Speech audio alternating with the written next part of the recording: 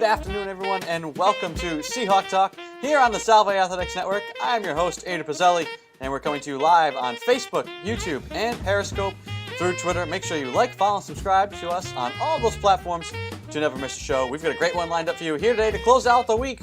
Our winter sports, Sean Foster, Zach Klon, David Lund, and then Kerry and Olivia Martin, a family story here for our women's basketball team. Can't wait to speak to all of them and our producers, but first, like always, we remind you to keep your distance.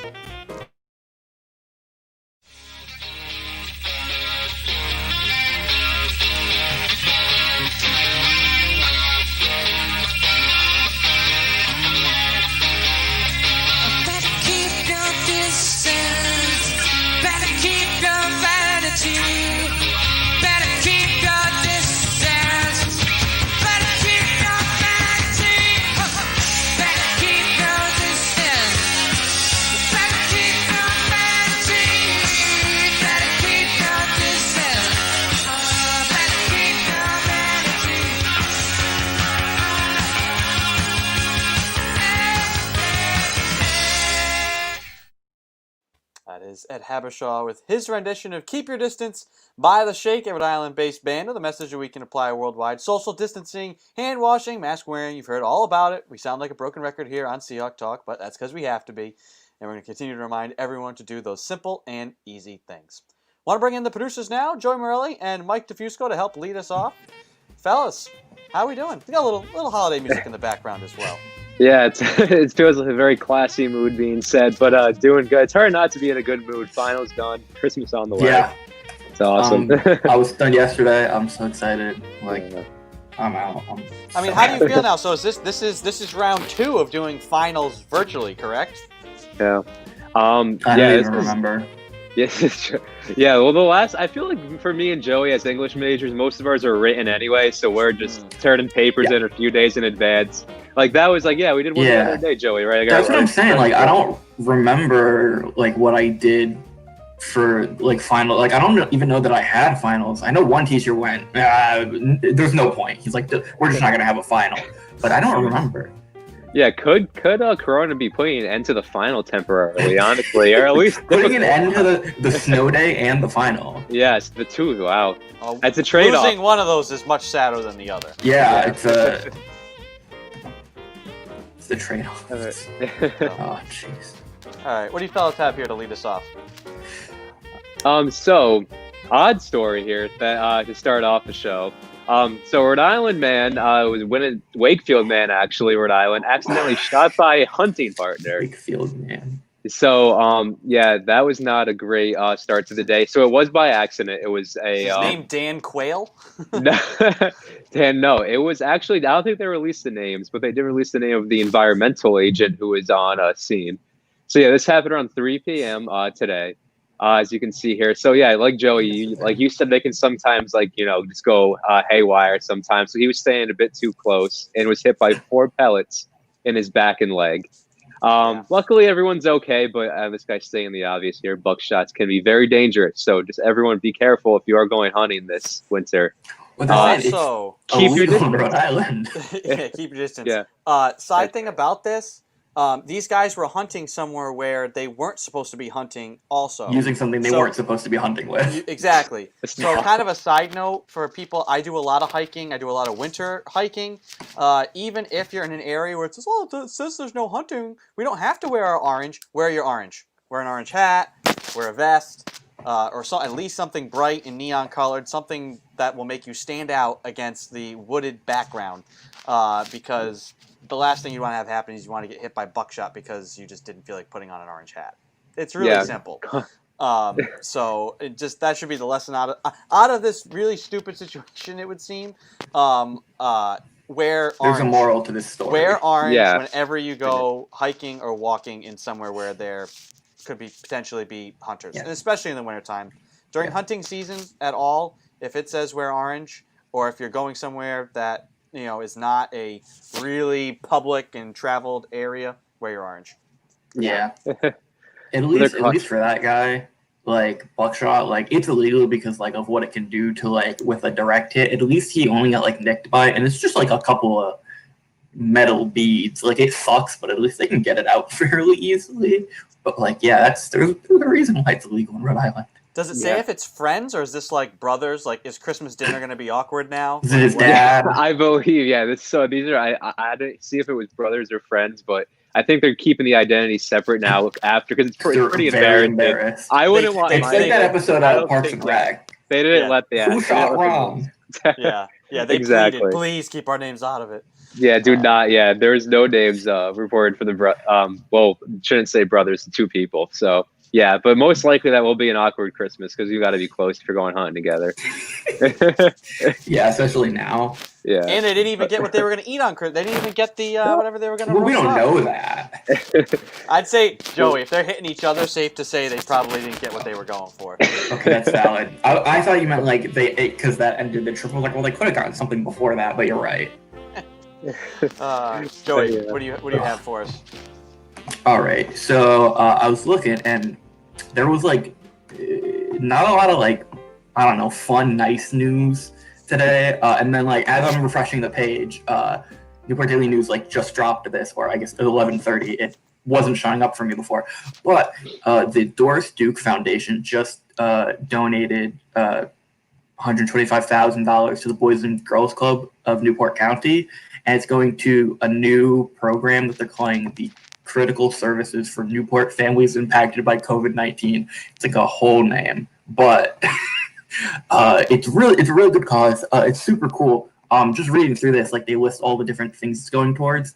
One of the biggest things here, and I think, and it's why it goes first, is for food insecurity. They're teaming up with the MLK Center and East Bay, and they're providing a weekly backpack filled with non-perishable foods and hygiene products to at least 60 families experiencing food insecurity in Newport County. And I think that's just amazing. Like that is a sentence. That's awesome. And then they partnered with, and they say wonderful local restaurants, and like it really, you're not supposed to use language like that usually. This is an okay time because they're ensuring that these people have hot meals every day of the week from December until May. They're going to be donating food for all these families. And it's like Winner, Flat Waves, Lobster Bar, Kitchen Companion, McGrath.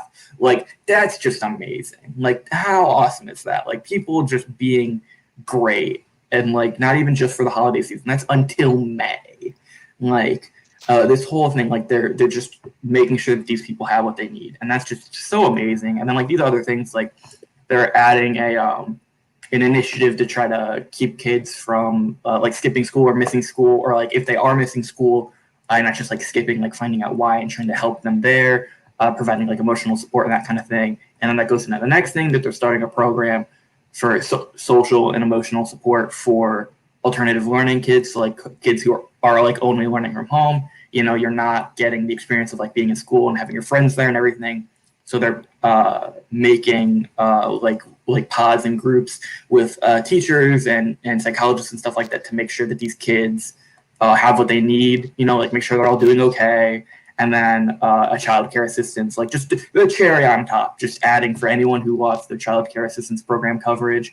They're like helping them get like child care services for people, you know, who have to work because like some people don't have the luxury of, you know, working from home. They still have to go out and work, but they have kids and they need to be watched. And if they can't go to a school, then where are they going to go? And all this kind of things. And so they're helping people who have that problem too. And just everything in this article, like, oh my God, like Doris Duke Foundation, like, yeah, like amazing. Like it's great. Like, you know, you see a lot of negative news and stuff, but then like stuff like this is amazing. Like this is just some amazing stuff. Wow. Fantastic. Yeah. That's incredible. Awesome. Well, fellas, I'm going to let you guys get to work behind the scenes. I guess spinning some Christmas music. That's what you guys are doing today. So I'll let you guys get to work producing the show, and we'll get to our first guests and catch up with you again at the end of the program. All right. That is Joey Morelli and Mike DeFusco, the producers here on Seahawk Talk. We're going to get to our first guest, the head coach of our men's basketball team, Sean Foster. Sean, how are we? Very well, Andrew. How are you doing? Good. I want to kind of ask you, this is kind of a general college basketball question. What is the hardest position to play, do you think, right now in college basketball, and has that changed over time? I think it's changed in the ways that it might be somewhat positionless in most programs now. I don't think there is a hardest position. Obviously, the point guard has a lot of responsibility still in the game and running the show, getting teams into the sets that they're going to execute. But everybody, nowadays they learn how to do a little bit of everything. So, in particular in our program where we run a motion offense, you got to do everything. You got to be able to pass, dribble, shoot, play through the post, even at any position. So I don't think there is one. What do you think? Is there a hardest position to coach, or what is if there isn't a single position, what's the hardest aspect of being a college coach? Well, position-wise, I think you got to be in sync with your primary handler if you have one running the show, because you want them to be an extension of you on the court. So that's always a very high communication area. As far as a coaching standpoint, I mean, your lifeblood is recruiting. So I think that's the most difficult thing, is to get personnel that fit what you're trying to do within your system. Yeah. We've mentioned before about the subtle adjustments between the 3-point line moving back and things like that, Mhm. and how shooters will adjust. There's kids taking deep threes anyways. Is the hardest adjustment, say, going from high school to college, maybe somebody who has a size advantage in high school because they're the kid who's 6'3" and 6'4" in high school. They might be the tallest kid on the court. Well, now you come to college and all of a sudden you're not the tallest kid anymore. Can that be the hardest thing to try and work through? Being, if you're somebody who has height at the high school level, but doesn't necessarily now just have that easy dominance at the college level? Sure. I mean, that's a major challenge. Size and speed are the two different aspects that when you go up any level, whether it be from high school to college or college to the professional level, Europe or the NBA, it's size and speed. It changes things. I mean, we have a guy, freshman in our program, that will be, like an off guard for us, that guarded, the 5 in high school. So, that it is. I mean, depending on where you're from, you might have 5 guys that are all the same size, and you may be asked to play a different role in high school. And we tell our guys, you're never the same guy you were in high school. I mean, your role is going to change. Your skill set constantly needs to improve, but who you are at the college level is going to be a lot different than who you were, with your high school team, just by the nature of better players being around you, systems changing, major adjustments. I think there's a lot of adjustments to make when you go up a level. Yeah. Is there a line that gets towed when you're recruiting between going after the absolute, just the best talent you can find, and trying to find somebody, like you said, that fits what you do? Or is there a point where you're like, wow, we've got this kid who wants to come here. I think we might just change our scheme because you have to, if you can get somebody of a certain level. Yeah, I mean, the Division III level, it's so tough because there are no scholarships. When I was at Fidelity Investments, first out of college, we had a phrase: "Know what you own and know why you own it." And I kind of carry that over to our program and coaching. You got to know who you are as a university, educationally, cost wise, and you got to know what you want out of your program, what your system is. Um, you're constantly adjusting based on personnel, just because you don't get everything that you want every year. So the recruiting aspect of it is the most challenging, but you try to find guys that have high character, high motor, and have a skill set that will fit somewhat into what you're doing. The most difficult aspect that any coach will tell you is you don't always get who you want. So you get told no, and you're disappointed a lot more than you're told yes. But the good thing for our sport is we don't have a roster like football of 100. So we just, even where we are now, we're in a pretty good spot where we only need 2 to 3 recruits to come in this year and help us going forward. But so I think it's a little bit of both. You have your system, you have what you want to do, how you want to do it, and then you adjust that each year based on personnel and who's going to play major minutes for you. Yeah. How is the planning going right now for hopefully getting the team back and hitting the ground running in the second semester? How are you planning things with the team, and what are you having them set up to do so that you can come back and be ready to go? Yeah, I mean, we're moving right along. You know, we're very hopeful that we can play. The fortunate thing, you know, you see at the Division One level, the more experienced teams are a little bit ahead. I feel pretty comfortable with us, just with our upper class group, just having those seven juniors and seniors here with us. You know, they know the deal. They've been through some of the battles. They know how we play. So the planning of it is going smoothly. We just got to be able to get on the court and do it. You know, we had some preparation in the fall, but it wasn't, you know, competition, and it wasn't a lot of contact. And you know, really looking forward to hopefully getting to a point in January where we can do that. From the players' perspective, you know, they just finished final exams today. You know, was texting a few of them earlier, and really focused on the academics this week, and then they'll get back into, you know, working hard in the weight room and, you know, on the court and conditioning wise, you know, starting this weekend. Yeah. Along with being the head coach of the basketball team, you're also the scheduling coordinator. And I'm sure, you know, throughout the years, you've kind of whittled it down to a science. You have a pretty good system. Well, I'm sure most of that kind of gets thrown out the window this year. All of Has it. this been has this been the most challenging year to be in that position? No doubt. And it's you know, you're used to kind of having some answers on things too for the staff. And that's what I feel most badly about is, you know, people are asking you questions and everybody wants to plan. We're all planners, you know, when you're a head coach of a program, and not being able to provide information in the normal timely manner has been the biggest challenge for me. You know, I want to be able to tell people this is what's going on, that's what's going on. And you know, even some of the winter and spring, like, you know, I don't have those schedules yet, but that's been difficult. But we are, you know, at the same point, the cycle is the same. I've been working with fall coaches on their 2021 seasons now, because you know, we try to plan in advance, and the league has come out with those schedules, so we're taking the next step that way. So there's always stuff to do from a scheduling perspective, but to answer your question, it's not even close. This has been by far the most challenging year for that. Is there a point where you're trying to figure all of it out? You're just staring at the mess of games and times and facilities. And you say, getting a popsicle headache and just, all right, I'm going to walk away from it for a minute. I'll come back and problem solve later. Are there any tools? I mean, how do you how do you sort through all that, or is it just brute force? Yeah. Well, it's you know, what you tell your players, it's controllables. You know, what can I control? What can I influence? What can I help? And what can I? And the biggest variable is that every school is in a different place. You know, I mean, some of them went remote for the whole semester that you may be dealing with non-league. Some of them, you know, had some layoffs or some furloughs, so you can't get in touch with the people that you normally could. Others are, you know, there every day and they're reachable and you can get them. And so it's all over the map as far as that. But our coaches are great people. They're professional.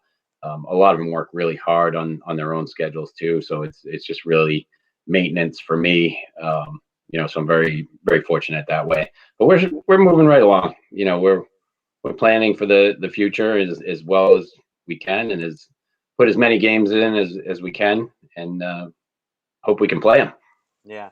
I asked our guests yesterday, you know, because of the winter storm, any snow day memories, you know, anything that sticks out to you about being a kid and waking up to the snow day, or maybe even now being the one with the kids who are waking up to snow days and what that's like. Yeah, no, it's a blast. It really is. I have great kids that really love to get out and do anything. So we stuck shovels in their hands yesterday, and they Get to work. got a lot of that done, and we shoveled out some things. And today, between homeschooling and work and everything, we got the sleds out. So they did that aspect today. So as you know, being a child when it snows, there's nothing better, and especially with Christmas coming up, there's a lot of energy there. They're jacked and pumped, no doubt. Yeah. Speaking of Christmas, last question, Sean. Do you have any favorite Christmas movies? A Christmas Story, I think by far, Classic. was the one. Yeah, just for my siblings and I, we used to watch that every year, and it never gets old. I mean, I still love to watch it now. It takes you back.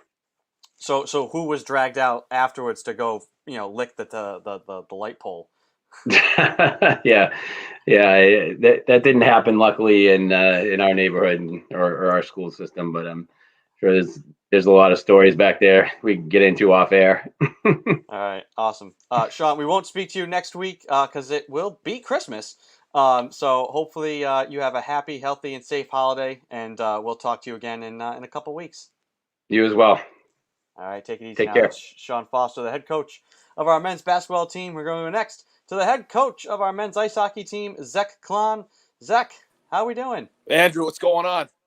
Not much. Give me the broad update. How's recruiting going? How's anything with your program? I know you guys are trying to ramp down, but also ramp up and keep the motor running and be ready to go and hit the ground running in February sometime. So kind of give me the update where everything's at. For us, a lot of guys are home now. Guys are, kind of explained it. When's the last time they've been able to spend some time at home with their families and loved ones? Usually, they coming from junior hockey, you only get, a handful of days off. You're usually flying in around the 23rd, 24th and back to wherever you are on the 26th. So for the guys to be able to go home and spend some time with their loved ones and recharge the battery, I think it's a good thing. It's a blessing in disguise. So, we're very excited to get back here in the middle of January and prepare for play in February. So for us as a whole, it's just going to be kind of a sprint as soon as guys get back to campus and get things in order for to play in February. So looking forward to it. You have a number of guys who are from Canada. Did those guys all get home? Did they even choose to go home? What's the kind of the situation with those guys? So those guys are all back. They're all back home. I've been talking to them over text and phone calls. But they're excited to be home. They're all back. The guys from Manitoba are back and from Ontario. So they're enjoying some time at home, and a couple of them been skating on the pond. So they're staying on the blades. For the recruiting thing, how much is it about finding and trying to find the best talent and the most talented guys, or trying to find the guys that are the best fit for you and your team and culture and scheme and those sorts of things? That's the biggest thing with recruiting is you go into it with a mindset of what you're looking for, and that's what you go after. For us, it's about getting the right guys here that'll fit, within our system and play the game the way that we think it should be played. So, character is a big thing. You can't have a bunch of guys that come in that have produced a ton of points in juniors. You need guys to fill holes that can contribute every night in different ways. So for us, it's going after a select skill set that we're looking for, and that's what we try to hone in on. Yeah, setting that culture too, that helps when you bring in a strong freshman class, because the way I always look at it as you have upperclassmen who have the experience. They've been there, they've gone through things, they know what to go to and pull on in certain situations. Your freshmen kind of come in and they light the fire underneath those guys to keep everybody motivated and accountable. And if you have a good locker room, that dynamic really works. I mean, your first year, what an incredible group of freshmen. Guys who are now seniors now. I can't even believe that. But how important is that aspect of it too, to make sure if you have the right locker room, you can bring in an extremely talented freshman class and it's not going to upset the apple cart? Absolutely. I mean, you need to have that internal competition. You need guys pushing from the bottom right up. And that's the biggest thing is bringing, freshmen in that can play up and down your lineup, and they can learn from the older guys.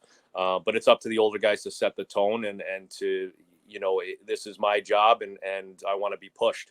So, for us, it's bringing a culture in that it's competitive, and that, if need be, we have guys that can fill every role. Yeah. What was your recruitment process like? As myself personally, Yeah. it was a lot of visits. It was, just narrowing down where I felt I would be successful in the classroom, and where I'd be successful on the ice. So for me, it was more of, just looking at the different programs, the history of the programs, where they, where the program was at the time, and choosing UMass, it was a big school. It was a little bigger than I thought, but I felt at home with the facility and the coaching staff, and I knew some guys that were going there as well. My roommate was there, and my roommate who was there for 4 years, we knew each other going into it, so that helped a lot. But it was an exciting time. It was one of the most exciting times of my life. It's something where you get to go and meet different people and see different communities and college campuses. But I was very happy with my choice. Yeah, and you did the juniors route too, right? You didn't come straight out of high school somewhere. I was a junior. I went juniors all the way up until I was 20. So I was out in the USHL. I was in Iowa and then Nebraska, and then I finished my junior career off in New Hampshire. Those are great times, huh? Oh, the best. I was actually just talking the other day with a guy that I played in Sioux City with from the Czech Republic, and he's actually coaching out west now. But we hadn't talked to each other probably in 10, 15 years, and we linked up just through some recruiting. And it was great to hear his voice, and we chatted for quite some time. Yeah, it's a small world, anyways. The hockey world's even smaller. Hockey world is very small. Once you know somebody, you know everybody. We've asked a lot of our guests the day before, yesterday, and again today. Any snow day memories? What comes to mind when you think about being a kid with the snow day? And now you have the little ones as well. And what's that like? Snow memories, definitely some pond hockey. It was getting up early, getting to the pond and shoveling it off. That was definitely not the funnest part, but then it was just staying out until you couldn't feel your toes and your fingers. So that was definitely the snow day memory for me as a kid. With the little ones now, Gracie's, she'll be 3 next month. It's hard to believe, but, this is kind of her first big snowstorm because we haven't had any storms in quite some time. So she was excited yesterday. We got her all dressed up and out. And, hopefully when she wakes up from nap, we'll go and do a little sledding tonight. You mentioned the pond hockey thing. Any I would call it around here Yankee ingenuity.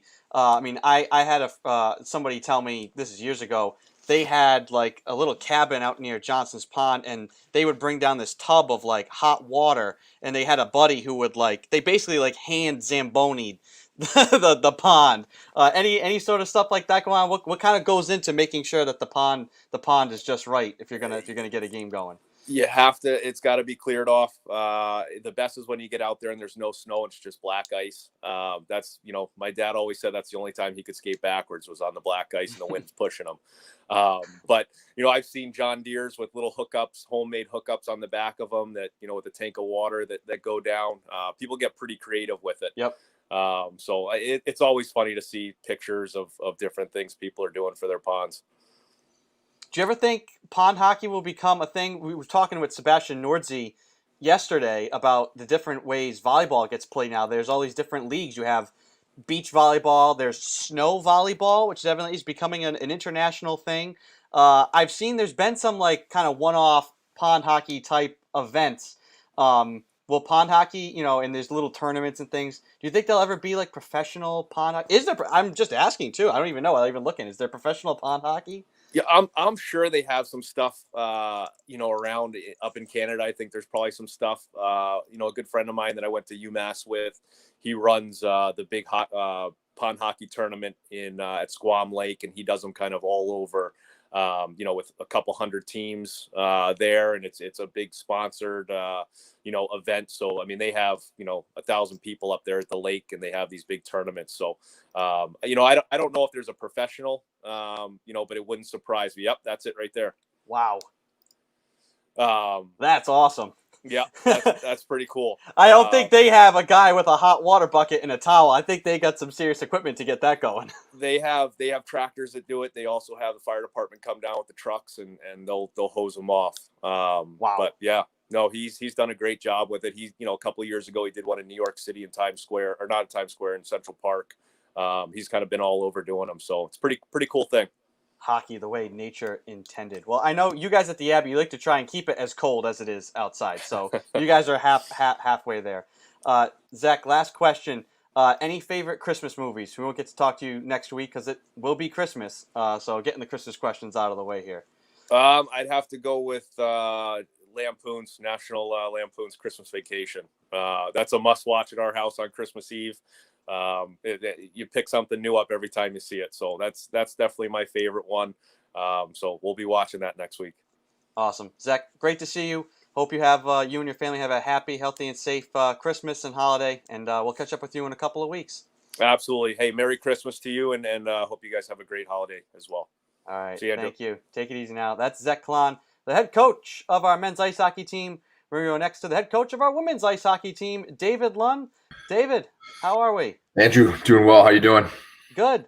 I'm going to kind of pick up with this outdoor game talk that we were having with Zach there.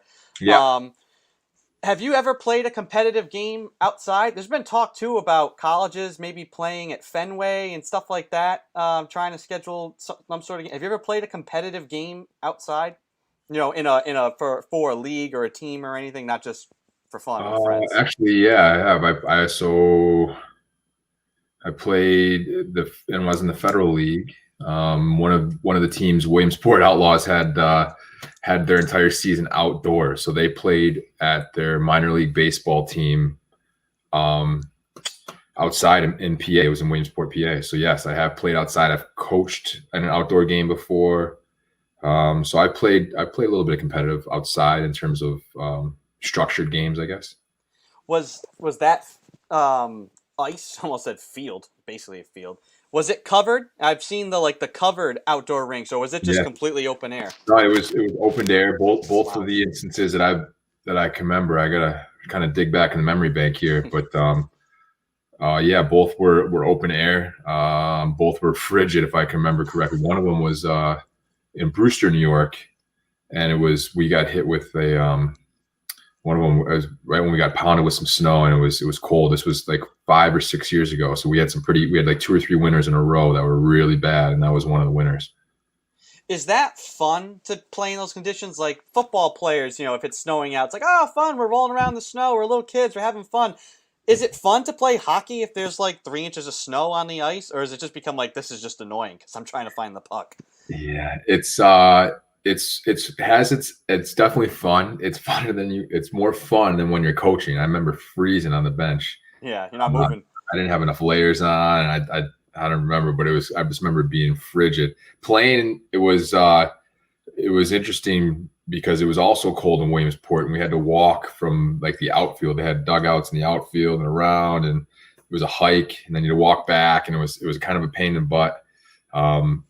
That part wasn't fun. It was kind of, and there's dirt and stuff, and your blades were getting all nicked up. So that was a bit aggravating. But once you're out there and kind of ripping around, it's always fun to play hockey. But the kind of the details of the game, having to get dressed in a cold locker room was never, that sort of thing was like you kind of dread it. But when you get in the game, you forget about all that stuff. It's past.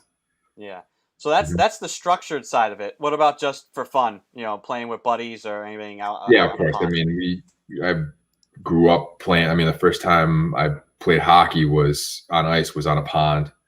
I have a lot of good memories, all sorts of ponds, man-made, on lakes, on rivers, all sorts of good stuff. So yeah, a lot of good memories playing hockey outside. Just pick up unstructured. A lot of good ones. Anything stick out to you? I should ask this of Zach too. Everybody, I hear this with musicians a lot. There's, like the best saxophone player I ever met was this guy who just like played in the subway on 6th Street. Everybody's got that guy that like, oh, he's a great basketball player, but never tried to play. He plays at this hoop. Any pond hockey legends that you could think of that you do you have a friend who would have been like a phenomenal hockey player or hey, there was this guy who came and he would play on the pond? Anything like that? Yeah. I mean, there's some guys I've come across that were, that come to mind that were kind of to pick up the old timer leagues. Some guys that just had a rusty game, but they could pull off a maneuver or something that was I still remember vividly these days. Some guys that were old for sure. I was a little bit way back in the day, obviously. Had some gray hairs compared to me, but always felt trapped to their one move, or could never quite read them just right, where they were always able to pull it off on you no matter what you did. So there's definitely a few of those guys. Not not so much in the pond hockey, and more in like the pickup leagues, and then obviously when you're playing with guys that are that when we used to get a little more organized in our pickup games, you're playing against guys that were in the show or trying to get there, or they're just right there, and then those guys are real memorable. You couldn't do anything to take the puck away from them. They always had it. They played a different type of game for sure, a different speed. Any examples of some ingenuity? I mentioned with Zach, the guy who would bring the hot water tub and the towel down, and he would hand Zamboni sections of the pond. Any cool ingenious contraptions to get pond hockey going, whether it was actually on ice or you mentioned man-made. I know I've seen that, people putting ice in 2x4s and stuff like that. Yeah, those are always good. I've there's whatever you can do to get on the ice. I remember when I was a kid, and I would at night when it would it'd be kind of warmer during the day and the snow would melt, and then back at night it would drop down below freezing. And there was a street light outside our front house. I'd grab a puck, and the concrete was still just slick enough where you could get a puck to slide properly on it. So I'd be out there at night just kind of stick handling under the street lights when the ice started or the snow started melting. You could get a nice little sheen across the concrete. But whatever you could do to get your fix, I guess. There's no right or wrong way. Wherever there's a slick enough surface to have a puck slide. Have you conveyed that message to your team? Like, listen, guys, I could train under a street light in the parking lot when I was a kid. You guys can find a way to get ready here throughout the winter break. Yeah, I didn't use that story specifically. I didn't use that instance. But my message to them has been, that we're in a time of adaptation and ingenuity. So, the person who can be the most creative is probably going to be, the furthest ahead when everything kind of returns to normal, if you will. That's been my message. We've got we've got about 4 weeks here, maybe a little bit longer since Thanksgiving break started, about 5 weeks or so, where it's going to be everyone's kind of fending for themselves for the most part. We'll have a little bit of structure here and there, but they're going to have a lot of time away from the team and the components of the team. So, just trying to tell them to stay active and find ways to mimic what you're trying to do on the ice and off the ice, or if you can't get on the ice, continue to work your skills, but just being creative. Any way to be creative and stretch the mind and stretch your imagination will pay off dividends and when we return back to the ice. How excited are you with the prospects of returning and playing games? I think the girls are more so than I am. They're itching. They keep bugging me, but very excited. I think it's tough just kind of training and practicing and pushing them, trying to push every ounce of success and getting better out of them without really having that reward at the end of the tunnel, that competition of preparing for something. So that's been tough, and just kind of letting the car hit the throttle is what we're really looking forward to. So it's been difficult, but for the most part, the girls have been good about being patient with me and being patient with the process here and just trying to get better. So, I think we've accomplished that, but now we want to test ourselves. We want to put ourselves against something and measure our success or where we're at. So we're definitely very itchy to compete against an opponent for sure. Do you already have a tie picked out for that first game? Like, gotta have everything's already pre-planned. Like, I know exactly what I'm going to. I just actually picked up a tie with a Salve logo on it, so I'm eager to wear that one. But no, I don't have anything picked out yet. I usually do that like the night before I get prepped up, but I'll wait until we got an official date on the calendar and we got that in place. Last question, David. Do you have any favorite Christmas movies? Ooh, quite a few of them come to mind. I've watched quite a few so far this year. Actually, now that I got the baby. The National Lampoons are good. Christmas Story is always a classic. Those are all good. So I guess I don't have a favorite one. I like them. I like them all for one reason or another. Could sit down and watch a bunch of them. Awesome. Well, David, thank you so much for taking the time. Hope we will talk to you guys next week because it will be Christmas. So I hope you and your family have a happy, healthy, and safe holiday. And we'll talk to you again in a couple of weeks. You too, man. Happy holidays. All right, take it easy now. That's David Lund, the head coach of our women's ice hockey team. We're going to go next to Kerry and Olivia Martin. an alumnus and a current member of our women's basketball team. Ladies, welcome to the show. How are you doing? Good. How are you? Good. I want to start, Kerry. You're a Salve grad. Your daughter, soon to be grad in a couple of years. Tell me what you remember, Kerry, most about your time at Salve. Yeah, I had phenomenal memories at Salve. I loved every minute of playing basketball there. I was a nursing major, which, as you can imagine, was quite hard to juggle with being an athlete. But I just every year that I was there, I just loved it even more. And it's just so exciting to have Liv carry on and continue to go there. But I have wonderful memories. My classmates, my teammates, the coaching staff. Everyone was so supportive. It was a great 4 years. It was a long time ago, but it was a great 4 years. Now, you didn't go there initially to play basketball, though, right? Correct. I actually chose Salve for nursing. And at the time, that summer, I had a call with Coach Klitzner. He knew that I played basketball, but I told him I thought that just being, getting into the nursing program was going to be hard enough to balance that. And once I got there by, early October, I just needed a break from studying. And I started to work out and got in touch with him and was so excited to try out and make the team. You wanted a break, so I decided to add another thing to the plate, right? Right. That's right.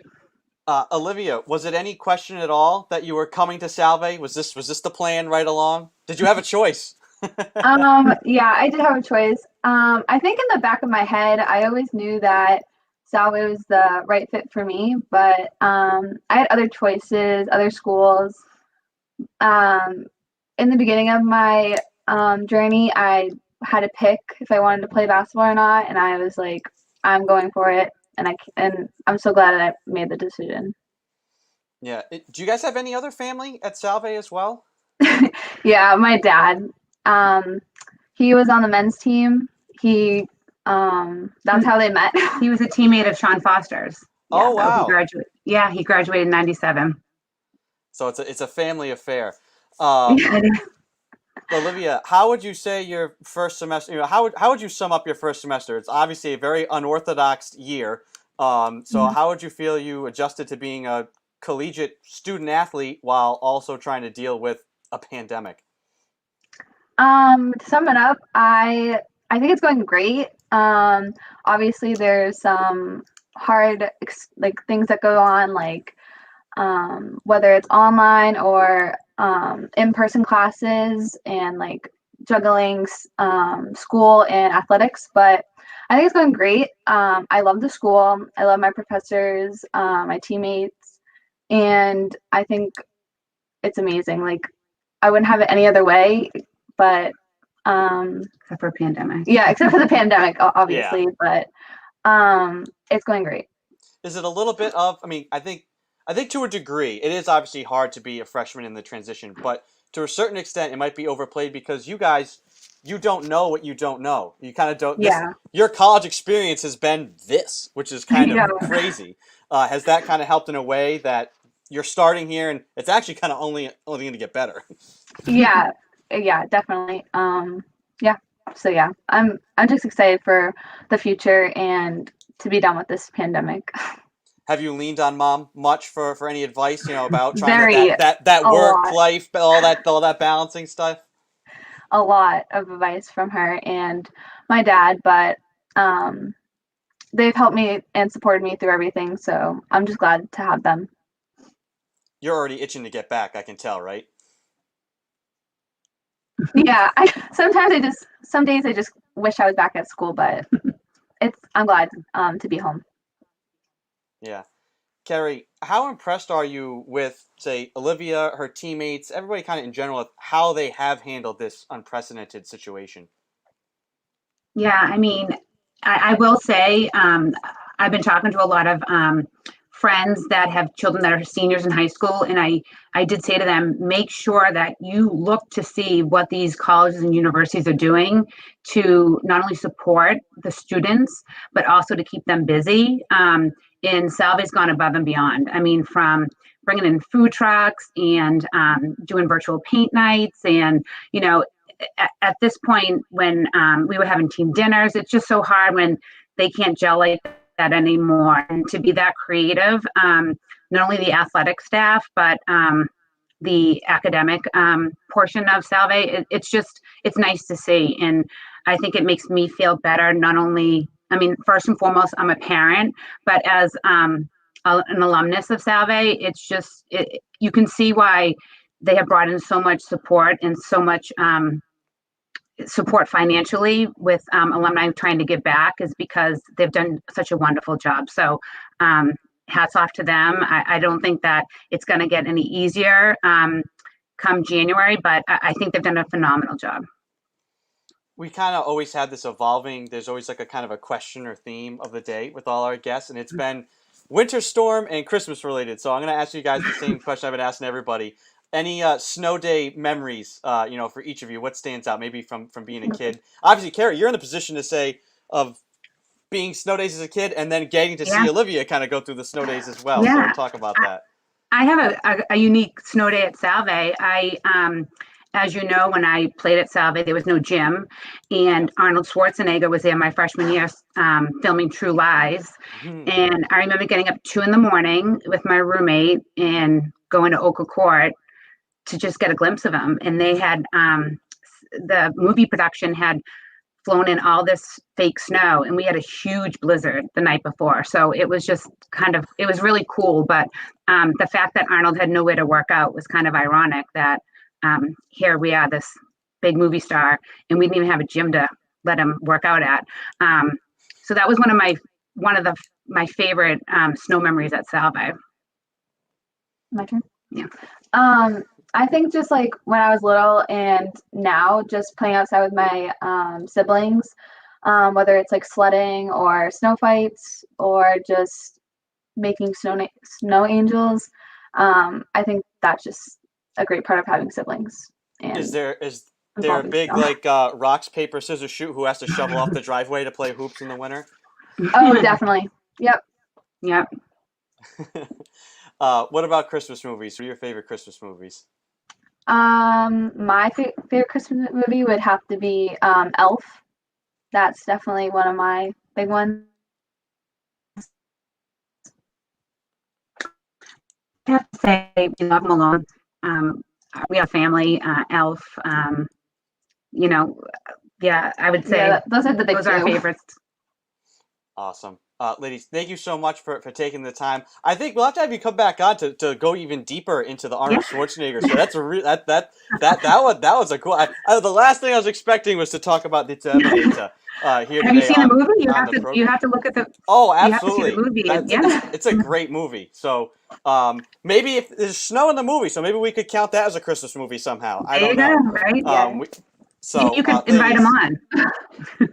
Hey, we'll clip today's show and send it and say, hey, listen, why not come on Seahawk Talk? That'll be a big get. We'll nice try to and meet make it you. happen. Thank you. Ladies, thank you so much. Hope you guys have a happy, healthy, and safe holiday. And we'll talk to you again soon. Olivia, hoping to see you out on the court in the spring as well. Thank you. Thanks so much. Thanks for having us. Merry Christmas. Take it easy now. All right. That is Carrie and Olivia Martin, alumnus and current member of our women's basketball team. So great family story here for the program. We're going to take a short break and be right back with the producers to wrap up today's show. Don't go anywhere. So you want to be a Seahawk? Let's make sure you wash your hands, keep your distance, wear your mask, and love your Seahawks.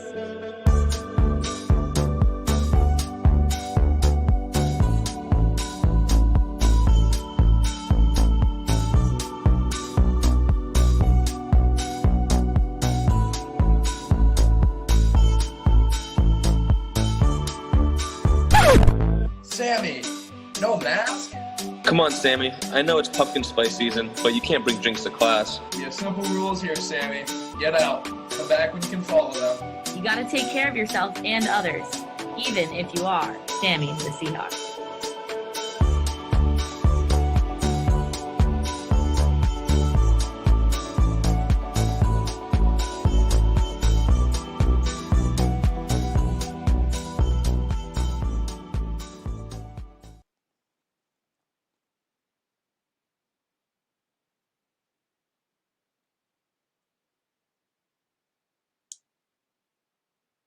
Welcome back to Seahawk Talk. I'm your host, Andrew Pizzelli. Want to bring back in the producers now, Joey Morelli and Mike DeFusco, to help round out today's programming. There's Mike.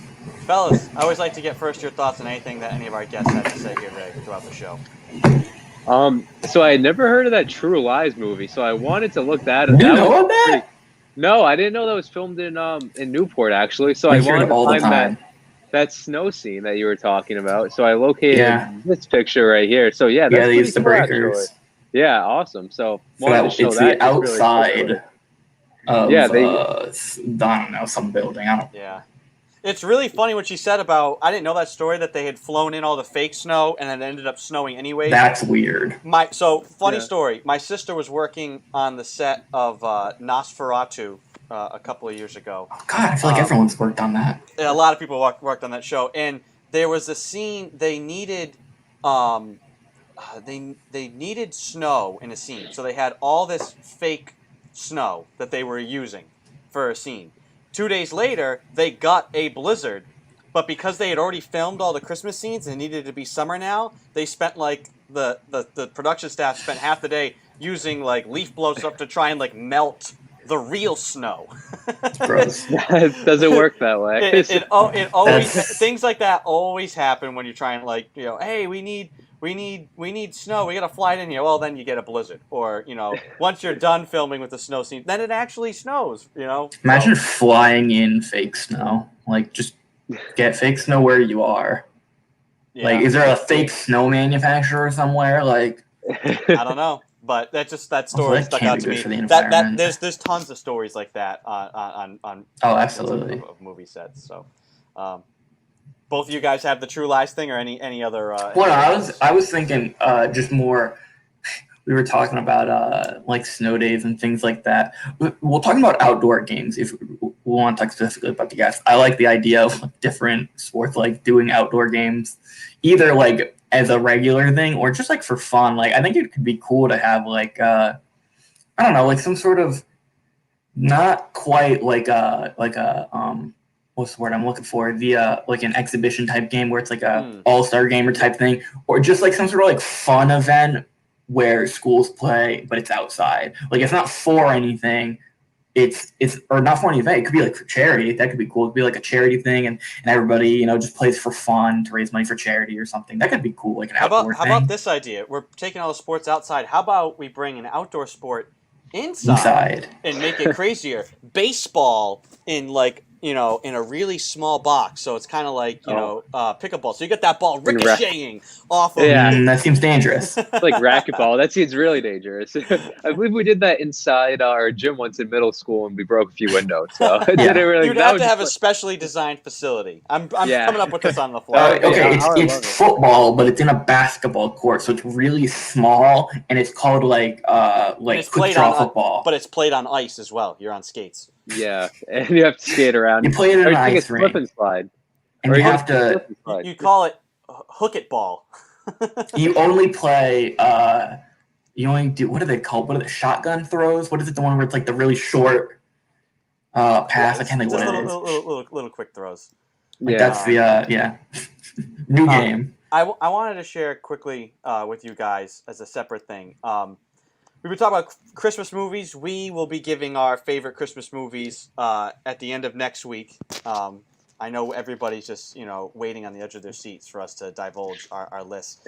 But it also got me thinking about Christmas music, and one of my favorite Christmas artists is Trans-Siberian Orchestra, who I've been wanting to see live for years. And there's always something comes up. There's always a rescheduled game, or there's a family thing, or I got tickets too late, they're sold out. And then this year, COVID. But I don't think I'm going to do this, and I don't know how you guys feel about the virtual concert thing. I don't know how much it's worth it, but this would be the cheapest I'd ever get to see them, quote unquote, live. They are doing a live show tonight.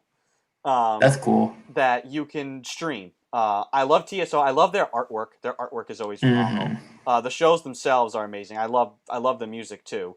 But yeah, tonight at $30 for the live stream.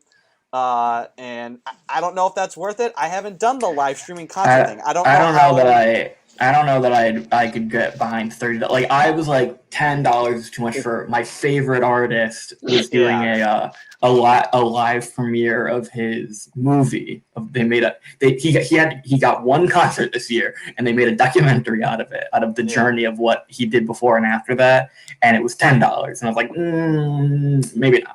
Yeah, so I think I may watch the Celtics game instead and just put on. Yeah, if I'm going to see TSO, I want to see them live. I want to live. I want to have the flashing lights. I want to have the bass blowing out my ears. I can't get that here from my computer screen. So, but do you guys like? I'm guessing Joey, you're on board with TSO. I've always like kind of liked them, but like my brother-in-law, like he thinks like he also thinks like it's super cool. So like the whole like in the car, like I'm in the car right here. I'm at their house right now. We listen to Trans-Siberian Orchestra because he's like vibing with it. He loves it. Mike, it's good. It's cool. Mike, have you consumed the Trans-Siberian Orchestra before? I don't think as much. You guys seem like big. Is that thing like Josh Groban's like kind of a part of, or like he sung on it or something like that? Like I don't know. Isn't that Rascal Flatts? No, Josh. No, that's not a. That is not a Rascal Flatts. I don't even remember. Josh Groban's like a. I do not. He's a country guy. Could prove me wrong. I do not believe Josh Groban had any. No, I'm looking at it. I have no idea. Maybe he is. Maybe it's similar. It's basically it's like rock Christmas music. You know, it's alternative. Okay. Some of their stuff is more instrumental too, but it's alternative Christmas music, if you want to call it that. Okay. This mistake makes sense. Okay, in June 2007, Groban recorded a Christmas album in London with the London Symphony Orchestra. That might be what you're thinking of. Most likely, Joe, because I heard it's orchestra. Christmas, it's orchestra. Yeah, like I can see that. Like it. I want to show Mike a picture of a Trans-Siberian Orchestra concert. Show me. And you'll understand why this is. They just go ham. This is not what Josh Groban. This would not. Well, you guys hyped him up quite a bit now, so we have. Yeah, a Josh Groban concert does not look like that. Oh, that's cool. Okay, so now I'm in. Now I'll definitely go with you guys if that ever happens. So, just the colors got me right away. Not Josh Groban. Although the hair is long. So. I just want to get that. If anybody's interested in that, if anybody's really into the virtual concert thing or just really they have a tradition, they always go see TSO, and you can't this year because of COVID. Well, they are doing a virtual concert tonight. Tickets still on sale. I don't think there's any capacity on their live stream. So, but $30, so you have to pony up. So yeah, that was my little thing to share. Do you guys have anything else to send us into the weekend? Joey, if you have any, the only thing I was going to say, and it might scare people. News thing. It's not a news thing. It's just a quick update. Grades, if any students are watching, will be out December 23rd. To look at my grades. See, mine's more scary news. If you get you ready for that, grades will be out. You're starting with the coal in the stocking, Mike. That's what yeah. I'm straight up not looking at what I got on that most recent paper. I'm just ignoring it. I don't want to know. Yeah, that was my scare tactic for the end here. But Joey, if you have anything, you can go ahead. I was more just thinking because we were talking before about like the snow day things and stuff like that, and Zach Kalon talked about sledding, and I was thinking about the other day about how like I can't like just go sledding anymore. Like that's not like a thing. Like I'm 22, I can't just like go to the golf course with my sled and my family, and like that'd be weird. But I was like, oh, no, it's still weird. No, let's go. Weird. Joey, it's 2020. If you less you fun. can do it. Yeah, it's I can do less anything. fun now. And I was realizing, I was like, oh wait, in like, I don't know, like 5 or 6 years, my sister will have kids, and then I could be the fun uncle. We go sledding and we do crazy stuff, and like Yeah. that's when it's gonna be fun. There you go. Like, Yeah. The You gotta we don't disappointing have. thing is when you go to the hill that you would go down as a kid and you realize how small it really is. But Well, when yeah, you're a like I was thinking child, about that. Like it my looked like Mount backyard, Everest. like my backyard is like not that big, but like there's one like hill at the golf course. So, like, yeah, I'm gonna go back in like 5 years and be like, oh wow, that's like not that far at all. And it was like the biggest hill I'd ever seen. Yeah. But yeah, we don't have like really steep hills or anything, so I can't like snowboard or ski or anything like that. Like it was just sleds. All right. Well, I personally gonna tell you, I don't own a sled, so I can't go do it. I can't prove you wrong, but I feel like there should be no age limit on sledding. No age limit on Arbitrary. sledding. We arbitrarily stopped sledding one day, and that's sad. I guess, yeah. Anyway, fellas, great work as always. Hope you guys have an enjoyable weekend, and we'll talk to you on Monday. Yep. Have a good weekend. Monday. All right, take it easy now. That is Joey Morelli and Mike DeFusco, the producers here on Seahawk Talk. Once again, we are live every single day, Monday to Friday, on the Salve Athletics Network. You can like, follow, and subscribe to us on Facebook, YouTube, and Periscope through Twitter to never miss a show. Go back and watch any past episode of the show, and you can also take Seahawk Talk on the go by following and subscribing to the Seahawk Talk podcast through Sounder FM or wherever you get your podcasts from. That'll do it for us here today. Want to give a big thanks to our guests. We had Sean Foster, Zach Klon, David Lund, and then Kerry and Olivia Martin from our women's basketball team, a mother and daughter, a great story, family tradition, as we do have with a lot of our teams here at Salve, a lot of legacies at Salve Regina. So big thanks to them. Once again, have a great weekend, everybody. I'm Andy Pizzelli, and we'll talk to you on Monday.